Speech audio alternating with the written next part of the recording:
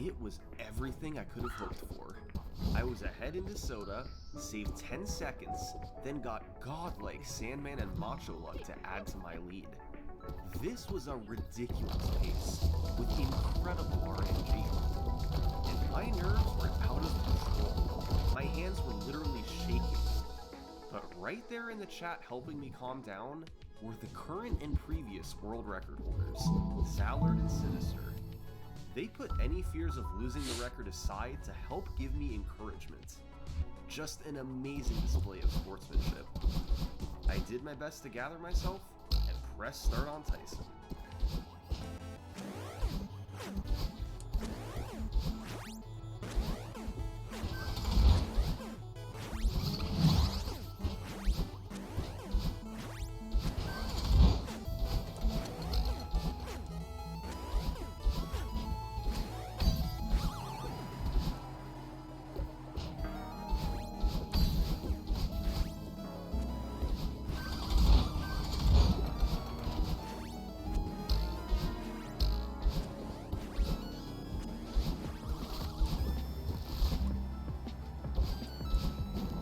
This was better than I could have ever imagined. I had clutched out a 224 after these first 13 fights. It wasn't quite as good as Zallard's 218, but given the circumstances, I was more than happy. And right there cheering me on were Sinister and Zallard. Two guys I had idolized were celebrating me taking their world record. Just a completely surreal feeling. With a 15-second lead over second place, I felt pretty good. This run had outstanding luck, and a solid Tyson at the end. There were very few spots to gain time, and I had no intentions to try and lower it. So, I took a step back and played other games. But I loved Punch-Out and struggled to stop playing it for long. As it was, I didn't want to try and grind to beat my 1542. I felt it would be impossible without a miracle run. However, if I could find new ways to save time, then maybe beating it would become realistic. So, that spring, I went into the lab, searching for new strategies and time saves on all 14 fights. And with help from other community members, we were able to completely overhaul 2 fights. First up, Histon Honda 2. This has always been an incredible fight to watch, as you pummel Honda while he can't even throw a punch. However, there was one problem. Honda starts dodging uppercuts midway into phase 2, so in order to get the last one to land, you had to stand around and wait for his eyebrow pattern, or he was forced to take it. The end result was a fight between 52 and 55 seconds, depending on refill and starting. However, in early 2016, Zallard began messing with implementing max damage uppercuts on the fight. By carefully pressing up at the start within a small window, you can throw special uppercuts that deal more damage and that Honda 2 cannot dodge. I struggled to hit these consistently, but by messing around one day, I figured out that doing a quick dodge beforehand provides a visual timing cue, making the punches much easier. So now, there was no need to wait for Honda's eyebrows. The fight ranged from 45 to 51 seconds. And the other fight was Don Flamenco 2. We ended up transforming him from a normal fight to the most random one in the entire game. Even more than Hippo and Soda. On the first counter of the fight, you get a star, and you get another guaranteed one every 7 counters. But on all the rest of the counters, you have a 1 in 16 random chance of getting a star. It's a complete mystery why Nintendo designed the fight this way, and frankly, it's pretty baffling. But getting extra stars can be enormously beneficial, since they deal massive damage to Dawn. Zallard worked out a phase 1 where you'd get 9 chances at the 1 in 16 random star, and from there, I helped develop a roadmap for the rest of the fight depending on how many stars you get and what health refill Dawn gets in phase 2. This unlocked times on Dawn 2 that were previously impossible. With 2 stars in the mid refill, you could get a time all the way down in the 120s. The problem is, getting this luck is extremely unlikely.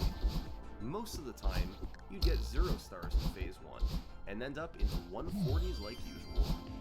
Now, this 1542 world record was quite optimized for the strategies used, and the new tech wasn't guaranteed to help. Wanda 2 was now harder, and Dawn 2 was way more. 9! But there was clearly potential here to beat the 1542. I wasn't sure exactly how much time I could save, but if I got everything to line up, the record could go down by a lot.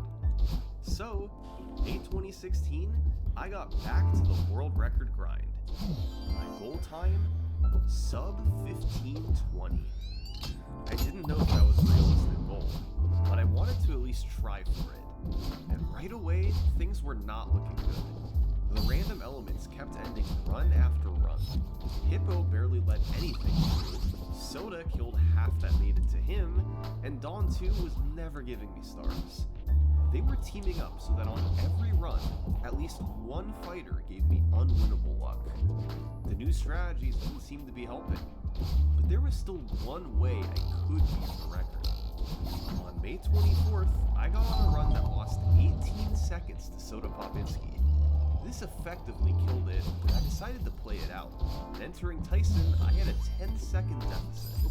I needed a miracle fight, and ultimately proceeded to get the first ever perfect Tyson run. That's hitting all 22 frame-perfect punches throughout the entire fight in all 3 phases. Doing this on the uppercuts isn't too hard, but proceeding to then hit all 8 hooks is super tough. But with the pressure mostly off on a pace like this, I was able to get it, and lower the record to the 1530s. A few days later, I was in a similar spot. The first 13 fights had done me no favors, so I only had a 7-second lead compared to a 210 Tyson. I needed another miracle fight, and I somehow did it again. A 213, matching Matt Turk's IL record from 9 years prior. This time, it was a perfect fight other than one missed hook in Phase 3. Clearly, I had stepped up my Tyson game a bit, but I was doing it with the pressure off.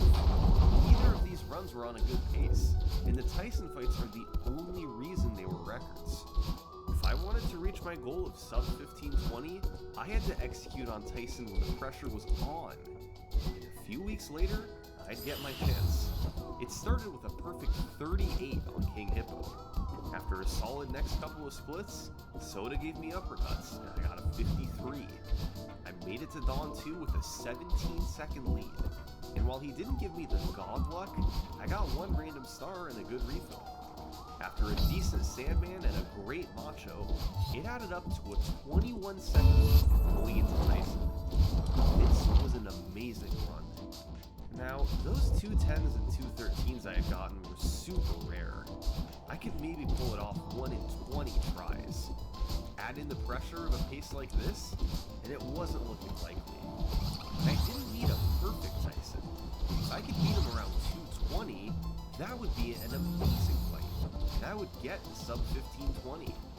But I also had the 8-second delay to contend with, as well as nerves. No time to think. Here we go. I had to execute right now.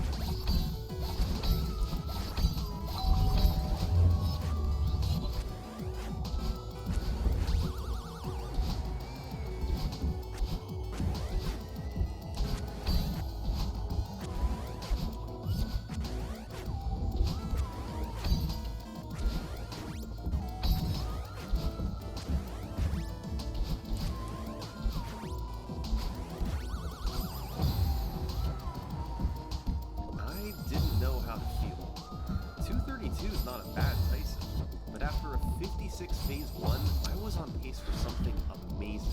It was still a world record, but not the one I was looking for. So, I kept playing. This was going to be a very hard run to get out ahead of. A 38 Hippo and 53 Soda meant I was pretty much always going to be behind. The obvious time save was Tyson. Even if the super low Tysons weren't realistic, I could still save a solid 10 seconds there with some regularity. But keeping pace with the rest of the splits was brutal. Although there was one other place I could hope to save a bit of time.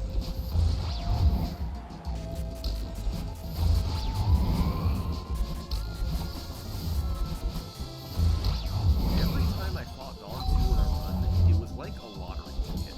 About 96% of the time I fought him, I'd get a fight in the 130s or above. Usually this resulted in 5 loss against my 138. However, roughly one in every 25 fights, the stars would align, and I'd gain big time.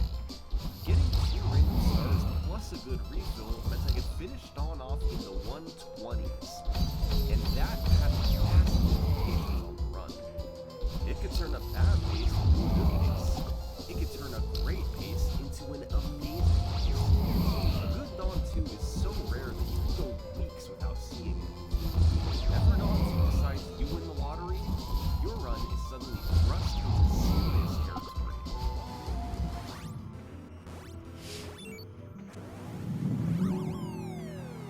And that's exactly what happened on June 22nd. Dawn 2 gave me a 124, approximately 1 in 50 luck. And all of a sudden, I was ahead of my splits with 3 fights to go. This was a golden opportunity, a 7-second lead, knowing I had time to save on Tyson at the end. I just had to avoid a catastrophe. Oh, bad refill on Sandman, there's 10 seconds gone. Ah, bad delay, there goes another 5. Ugh, bad macho pattern, another 10 gone. And a knockdown. The run is over. This is what the game does. It'll give you false hope with a miracle Dawn 2, but you're far from out of the woods. Sandman and Macho can team up to immediately kill your run, and there's nothing you can do about it. By this point, I was starting to get pretty frustrated. I'd been grinding every day for over a month, and although my goal was sub 1520, I hadn't even gotten sub 1530. I realized that part of it was a mental battle. I was going up against my 1531, which had an amazing early game to make me always in the red.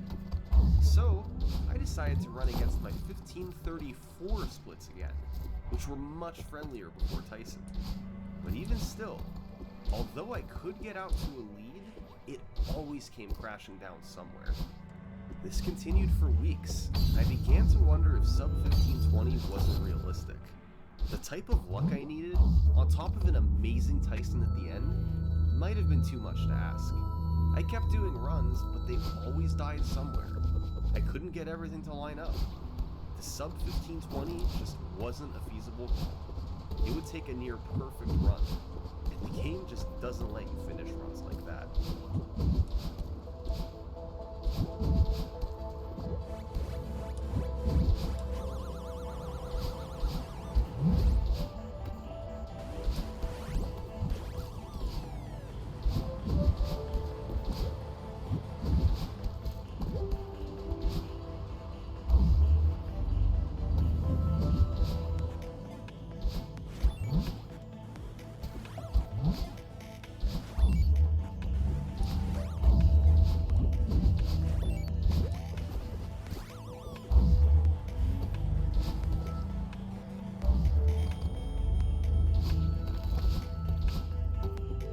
This run was so good, I could get away with a suboptimal Dawn 2 here.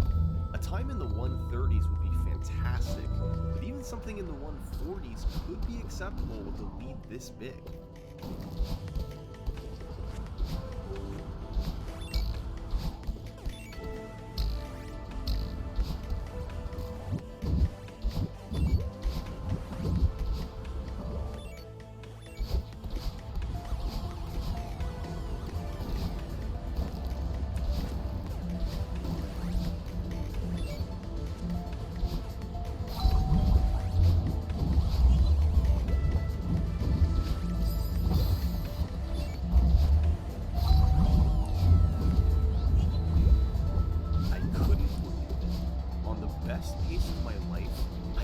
the 1 in 50 Dawn 2. This run was approaching once in a lifetime territory, but I still had 3 more fights to go.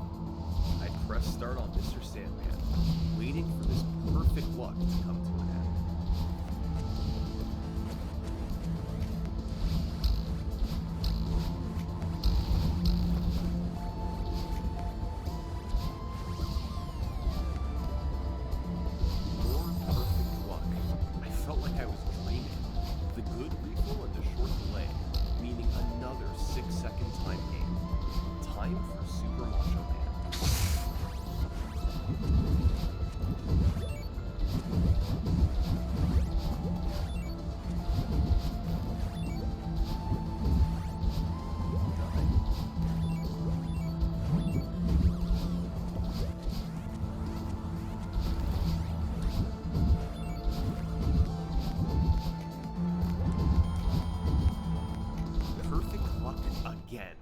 This was impossible. Punch-Out doesn't let this happen. I now had an incomprehensible 36-second lead. A typical good run was a low 13 going into Tyson. Only once before had I had a sub 13, and it was a 12:59. This run was a 12:45 going into Mike Tyson. This would likely be the only chance I'd ever get at a pace like this. I was about to do the most important Tyson fight of my speedrunning career. I knew the odds of getting a super good fight were minuscule, but I was really hoping I could avoid a disaster. If I got the 8-second delay and missed punches, the fight might go to the 240s or worse. I had one shot to get this. It was now or never.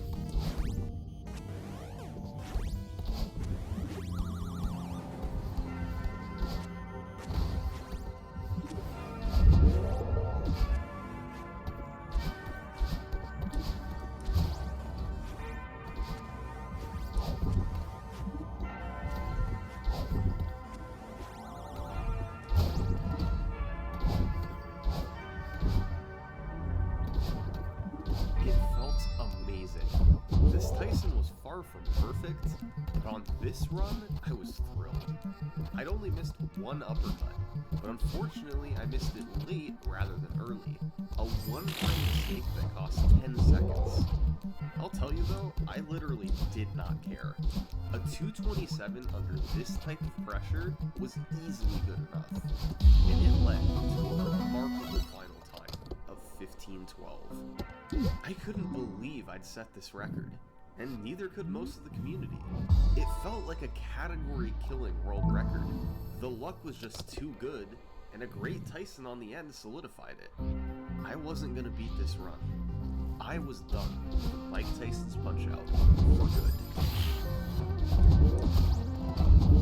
Okay, hysterics aside, let's talk about the 15:12 rationally. This run wasn't called unbeatable because of my execution. All in all, I did pretty well given the circumstances, knowing I might never get an opportunity like this again. I had to hit numerous frame-perfect punches while battling crazy nerds. But technically speaking, my older records like the 15:34 and 15:38 had better execution overall. No, the 15:12 was insane because of the RNG. Here's what I mean. On King Hippo, I got just one block, which is in roughly the 90th percentile of luck. Bald Bull 1 gave me the literal best pattern he could in the 99th percentile. Honda 2 gave me the good refill and I played fairly well. Soda Popinski did 3 nearly instant uppercuts in the 95th percentile. Dawn 2, we already know he gave me the 1 in 50 God pattern. Mr. Sandman, we got the good refill and short delay with solid execution. And Macho, literally the best luck at every random event. Finally, at the end of all that, Mike Tyson could have done the 8-second delay to kill it, but he didn't. He too gave me good luck. Virtually every fight gave me perfect or near perfect luck. The result was this super statistically improbable world record. In just 1 year, thanks to a combined effort from Sinister, Zallard, and myself, the world record had gone from 16:25 to 15:12. I was now 42 seconds ahead of second place. There was nothing more for me to do. I wasn't beating this record. This is So, I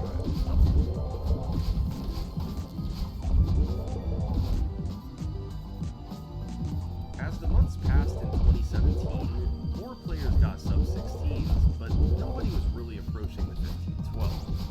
Meanwhile, I was busy working on the Mike Tyson individual fight record. I ended up getting it and lowering it a few times, but it also had a side effect of building my overall Tyson consistency.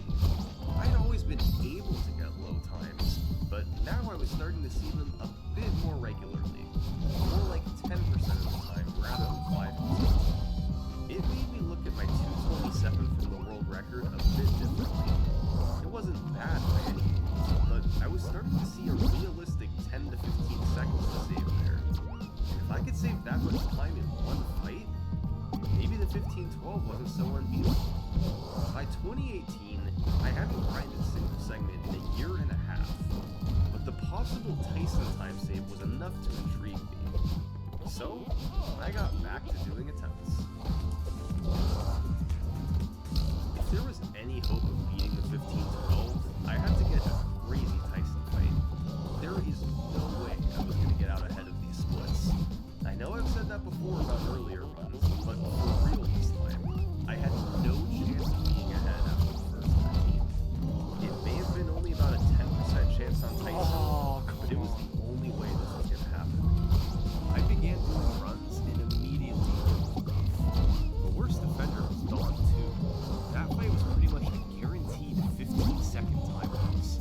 And on the rare exceptions that he gave something passable, someone else always stepped up to kill him. This continued for months, and typically the culprit was Dawn 2. But one good sign was that my Tyson game had definitely improved. And even if they weren't records, I was getting some really fast runs. What a run. Oh my god. 15-17. The real test was going to be fighting Tyson when the record was within reach. And thanks to Dawn 2 and the rest, that was never happening. Hippo killed most runs, Soda took care of some, and Dawn 2 was the insurance. But finally, on April 7th, I managed to only lose 13 seconds to Dawn 2 on a run tied with the record. That was actually a pretty good fight. And after I matched my Sandman and Macho splits, my deficit was only 12.5 seconds going into Tyson. Believe it or not, this was my second best pace ever other than the 15-12, and I still needed a 2:14. But luck and execution were both on my side. Yes! I just beat the Mike Tyson's Punch-Out world record. I don't believe it. We did it, hemp. I was not expecting to beat the 15-12. That was the power of a good Tyson fight. This run still had great luck from start to finish. In fact, it was virtually identical, except it didn't get the godlike Dawn 2. But since it's a 1 in 50 pattern, I couldn't be too disappointed. After nearly 1,000 attempts over a few months, and run after run tying to luck, I finally had a new world record to show for it. For months after this, I continued trying to lower the time. I had 3 runs to make it to Tyson ahead of the 15-10. On the first 2, I got the 8-second delay to kill it. And on the third one, I got the luck, but my execution wasn't there. I hate... As I've said before, getting it all to line up is nearly impossible. I could get a good Tyson fight, but having to do it on a pace that you might not see again for months, it becomes so much harder. I was happy with my 15-10 and had a comfortable lead, so I stepped aside once more and stopped running the game. However, my break would come to a sudden end the following year, when completely out of nowhere, Punch-Out's greatest discovery ever was made. King Hippo had been the bane of our existence for years. He was about to be made completely irrelevant. This is the Hippo Minippo. Punch-Out is super random, and naturally players had long wondered if you could somehow control the RNG, but it seemed unlikely. The game looks at two memory addresses to determine each random event. One tracks frames elapsed since power on, and one tracks all inputs since power on. There was no way humans could control that. But in 2019, the game's 5th place runner, Lukendor158, and his brother, ZoxZox, began looking into it more. They took a look at the first mouth open on King Hippo, which is controlled by RNG. They found that Punch-Out actually has a frame rule system, just like Super Mario Bros. Rather than 21 frames, it's an 8-frame system. So, as long as you push start within an 8-frame window, you'll arrive at the first open on the same frame every time. That solves one memory address. But what about the one tracking all your inputs? Well, every frame a button is pressed, it adds a corresponding value to the memory, which is stored in binary. However, Hippo's first open is strictly determined by the 2 rightmost bits, which are in turn determined by how many frames you pressed right or down. So, if you don't press down or right at all until King Hippo, you can control what the memory value is. By then pressing start in the corresponding 8-frame window, you'll arrive on the correct frame with the correct memory address, and King Hippo will always open his mouth. The Hippo Minippo was born. Later, Lukendor and ZoxZox were able to extrapolate this to Hippo's 3rd and 4th punches as long as you cancel the 2nd one. When the dust settled, King Hippo had become a non-random fight. You had to start a timer upon powering up the game, then press start in an 8-frame window, then carefully fight the 2nd and 3rd opens. It was a difficult strategy, but if done correctly, you would always get either a 40 or 41 on King Hippo. It probably goes without saying, but this was enormous. We used to reset 80% of our runs to Hippo. Now, we'd make it past him 80% of the time, and always with a fast fight. We'd now have so many more chances than Soda, Don Tuguk, and the rest. The world record was already down to 15-10, but with the Hippo Minippo, a sub-15 was starting to seem realistic. Just a few years ago, sub-16 was thought to be the ultimate barrier to Punch-Out. Now, 14-5x was the end game. Around this time, I enlisted the help of one of my viewers, I Am the Danny Sword. He built an archive into my split spreadsheet, so I could keep track of every split of every run that I performed. This was great data to figure out my average fight times, my consistency on certain fights, and my overall luck. Danny Sword also helped me with something else. We plotted all my runs, comparing their paces and seeing how far they made it. Before the Hippo Minippo, few runs made it past the early lead, but with RNG manipulation in effect, it was a different story.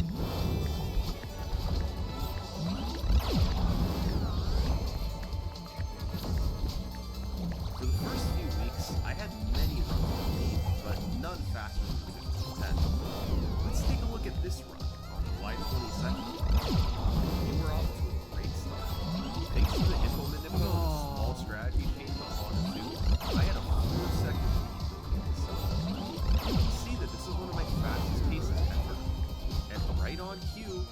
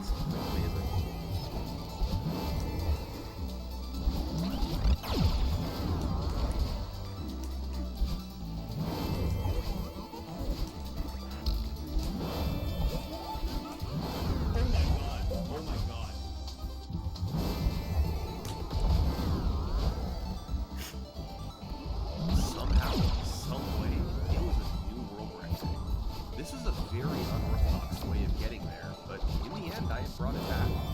It was a small improvement, and wasn't what I was ultimately looking for, but it showed the power of Hippo Manippo. It took just a couple of weeks to set a new record. Still, I wanted to go faster.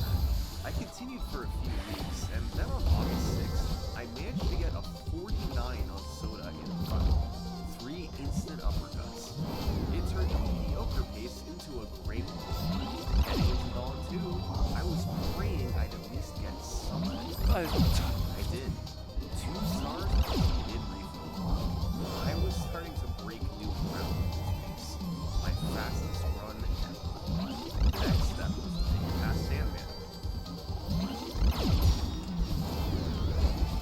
Uh-oh. This was getting ridiculous. I had to hold it together. Next up, Super Macho Man.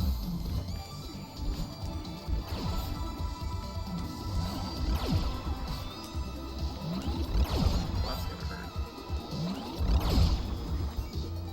I don't know where his guard is here. I made like a 2-second mistake there. Maybe 1 second mistake. The rest of that was on Macho. Back to reality. But I still had a chance on Tyson if I could get a really good fight.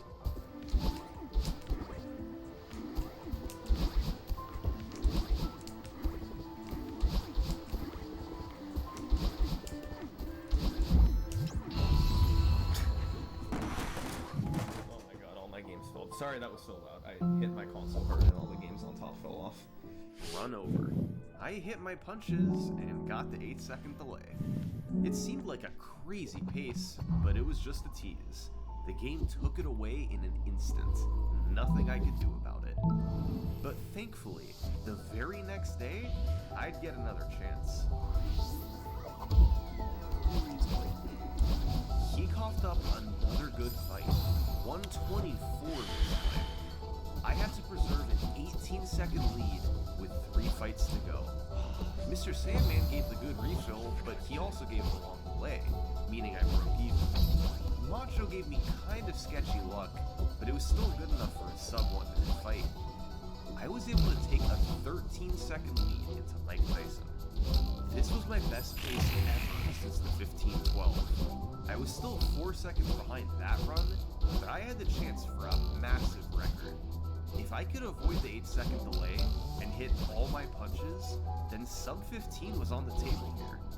I had to calm my nerves down and try to handle the frame perfects. If it hurt, it's not even that high, man. It's shaking. Alright, I'll do my best.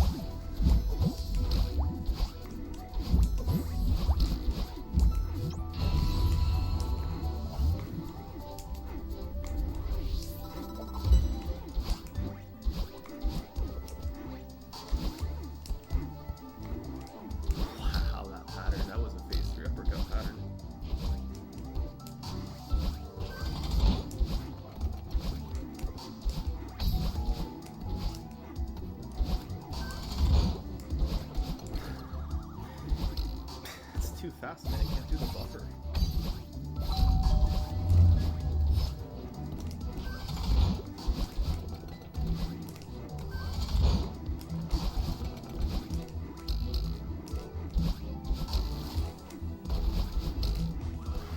God, 15 minutes flat.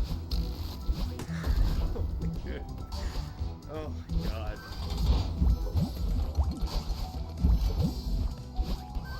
So close. Half a second from sub 15. This was an awesome record, nearly a 10-second improvement. I missed just 1 punch on Tyson.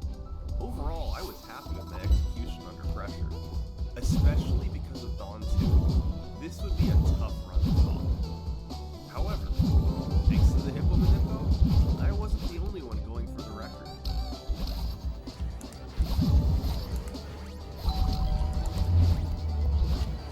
Yes, alright. That's a sick BB right there. What's that? 16. Let's go, dude. Let's go. Tallard was back, and now that he had the Hippo Manippo, he was able to demolish his PB.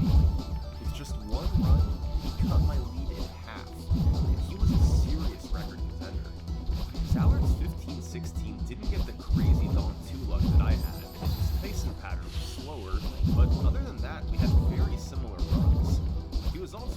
take advantage of a new strategy I recently discovered on Soda. By taking an intentional knockdown, he always does an instant uppercut when you get up.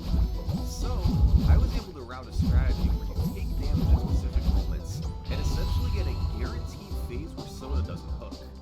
It helped make the fight just a bit more consistent.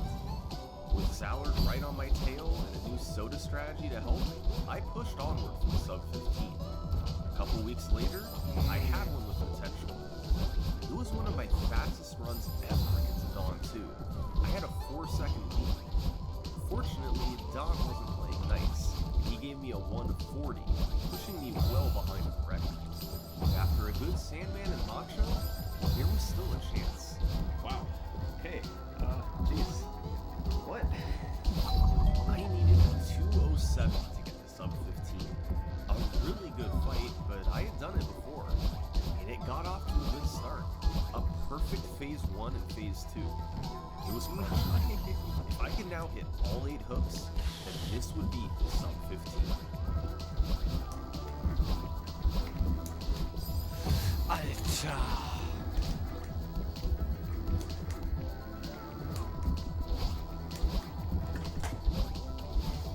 Couldn't do it, man. I couldn't do it. I can't just get a perfect Tyson fight every single time, man. I can't do it. Hitting 22 frame perfects under world record pressure is not easy. I was 3 hooks away and couldn't quite hold it together. The next several weeks were awful. He was destroying everything in sight. I'd enter him with a lead, and the run would be dead moments later every time.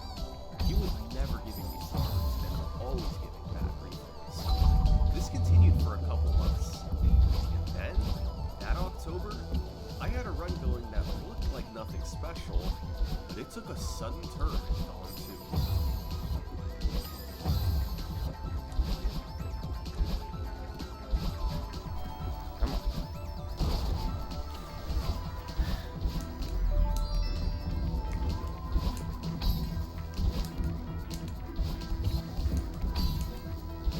Just like that, it was over. Tyson gave a horrible pattern, and I missed too many punches. If it's not obvious yet, this fight is so brutal. The hardest part of the run, by far, right at the very end. I kept going. I had less time to play in late 2019, and a few months passed without anything significant. However, February 2020, we had a serious development.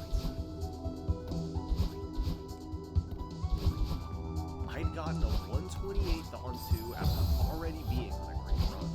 And after a perfect Sandman, I found myself 7 seconds ahead. It was my best pace ever to this point. 2 fights to go. I moved on to Macho. The fight started as normal, and I was able to successfully sneak in 2 punches after his first uppercut, although I didn't get a random star. The most important part now, I needed to get the good pattern. And I did. That meant a 28-second knockdown with 1 star in reserve. In phase 2, I was hoping he'd stand still so I could get stars, since I didn't get the random one earlier, but he backed up. So, instead of hitting him with an uppercut after his spins, I had to do something a bit slower. Phase 3 was now the inverse. I wanted him to back up right away since I had loaded up on stars, but he just stood still. 2 more seconds down the drain. In the end, I got a 57-second fight. Not great, but it was far from a bad time, and it all added up to a 12:40 going into Mike Tyson. This was the first time I had a lead over my 15-12 this late in the run. It was by far my best shot ever at a sub 15. Tyson started, and almost right away, I missed the frame perfect. That was okay as long as I didn't miss any more. For the rest of phase 1, I was able to hold it together and avoid the 8-second delay. A 56 phase 1. Very good start.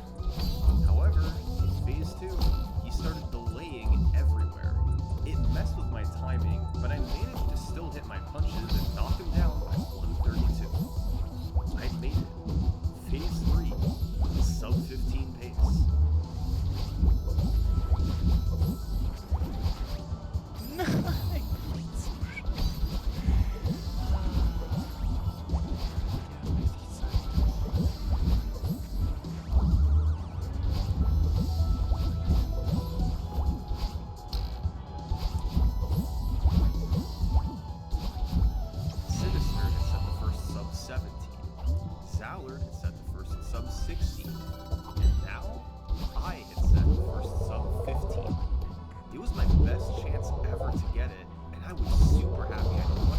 Tyson when I needed it. I'd done nearly 1,000 attempts since the Hippo Manippo's discovery. It was mostly a brutal RNG grind, with some heartbreaking deep runs mixed in. And at long last, the sub-15 was finally real. Even though I was thrilled with the run, I was still interested to see if I could take it lower. And right after this, the pandemic hit, and I had a lot of free time on my hands. So, I started grinding attempts harder than ever.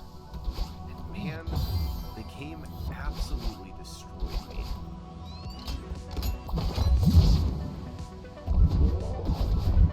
This was months of playing nearly every day, and I just could not get it. More often than not, Don 2 was the play. He'd take a good pace and destroy it in an instant. Eventually, this turned into years of failure. I poured hundreds of hours into a single segment after my 1455, and I still couldn't set a new record. It was mostly due to luck, but I'd had my share of chokes too. I kept thinking if I just play a bit more, I could finally get it. But it never happened. 2 years after my first sub-15, the world record remained the same. Perhaps out of sheer stubbornness, I kept trying. On April 6th, I had a really nice run going into Dawn 2. And just like he'd done nearly every time in the past 2 years, Dawn gave me nothing, pushing the run back into mediocrity. However, Sandman and Macho played nice, with a 219 and 53. This run was like several I'd had in the past couple years. I had a chance, but only if I could get an amazing Tyson. You can see from my PB percent column, developed by ZocSox, that I had an estimated 4.6% chance of getting a new record. Here we go. But it went well. I got no 8-second delay and hit all my punches in Phase 1 for a 55-second knockdown. Phase 2 went just as well. I got him down at 129. At this point, this was a guaranteed record, as long as I could hit all 8 hooks in Phase 3. But I fell for the oldest trick in the book.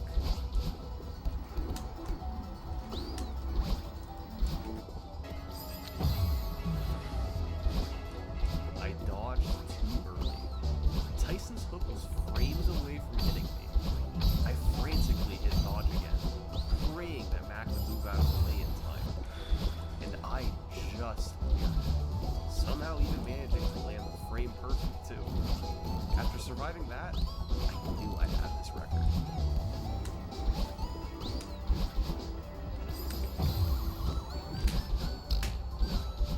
Alter. Oh my god. Alter. Oh my god. 2 years of heavy grinding, all for a quarter of a second. This was the happiest I'd felt after a record in years. I knew the work that had gone into this, and I knew how well I'd played on Tyson. The final time wasn't much lower, but I couldn't care less.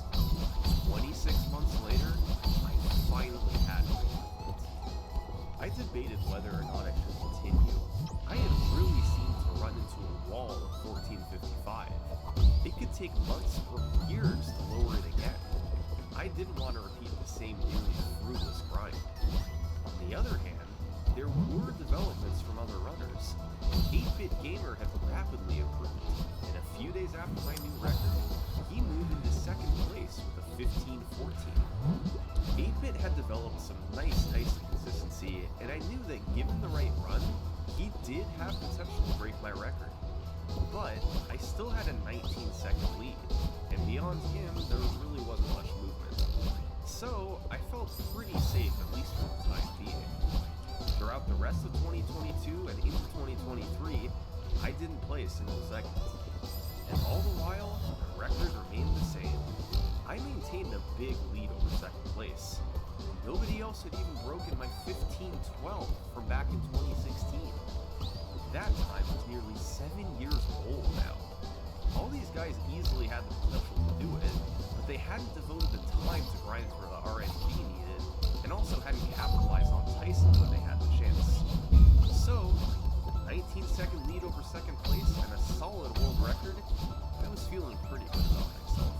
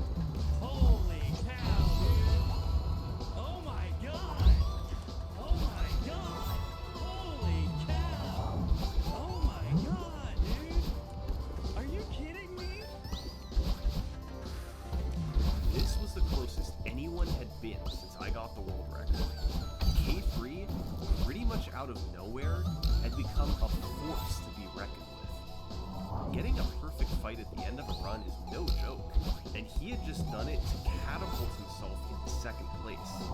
Now, he was just 8 seconds from the record. Had he not gotten a bad pattern on Super Macho Man, K3 would have beaten him, and he had no intention of stopping now. I had never seriously felt a threat to my record in the past 7 years. That had just changed. And as much as I liked K3, I also wanted to try and hang on to the top spot. I had tried to lower the record earlier in the year, but I ended up coming short once again after hundreds of attempts. For whatever reason, 14:55 just seemed to be my limit. But with K3 getting close, I had to push past it. So, as K3 played alongside me, I set out on my most intense grind yet. As usual, I struggled to get anything going. I was able to get